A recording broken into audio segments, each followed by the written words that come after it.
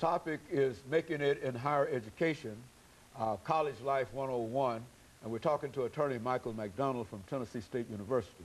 Attorney McDonald, we promised that we'd give you an opportunity to, excuse me, to talk about the research efforts that you undoubtedly had to go through in order to bring this book into publication. Let's talk about it from that perspective, what you decided to put in and why you decided that kind of information. I think would be quite interesting. Well, one of the things that I think is fascinating is that I've always enjoyed writing, and I had written articles before, had actually had the opportunity to write a commentary for one of the local community papers, and enjoyed doing that. And had realized just, I mean, that's a powerful mechanism for communicating the word to people. And it was because of a couple experiences that I'd had with some young people. And had read about with several young people that really sent me in the direction to explore a little bit more just about the college experience for young people. What I went through 20 some odd years ago as a freshman, completely different world from what young people face today. But there are some things that still remain true. And so in my research, I tried to identify those issues that are new, those issues that young people are having to face today that I didn't have to confront.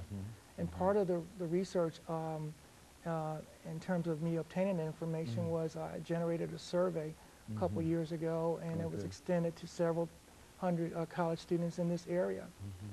It involved public schools, private schools, religious colleges, and it had a series of questions. In fact, the questionnaire appears in the book, so if young people or anyone who wants to when they buy the book, they can also see the questionnaire because it was critical.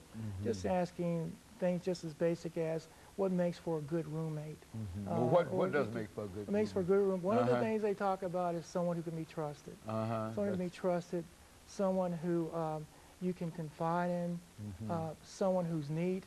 In fact, I think the top two responses was someone who was neat, someone who could be trusted, and someone who was not loud.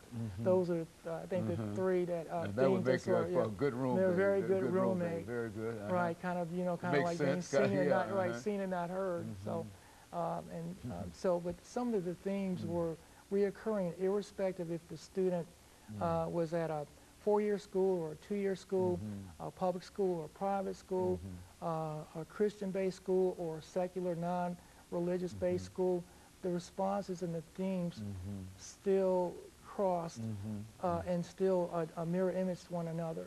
And so it was based on some of that commonality that I came up with the different themes in terms of the subtopics in the book. The last chapter of the book deals with Christian discipline and Christian discipleship, and I was prompted to do that because just having been led to do that. The book, while it is spiritual in nature, it doesn't preach. It is not preachy. It's not a book that condemns. It's not a book that is designed to look down upon people. It wasn't written with that spirit. It was written with a spirit of trying to educate people, and trying to help individuals understand that yes, you are on a college campus. Yes, you may be new, but there are hundreds and thousands of people before you who have walked this walk. And they've made it, and you can make it also. You know, not to interrupt you, but since you're talking about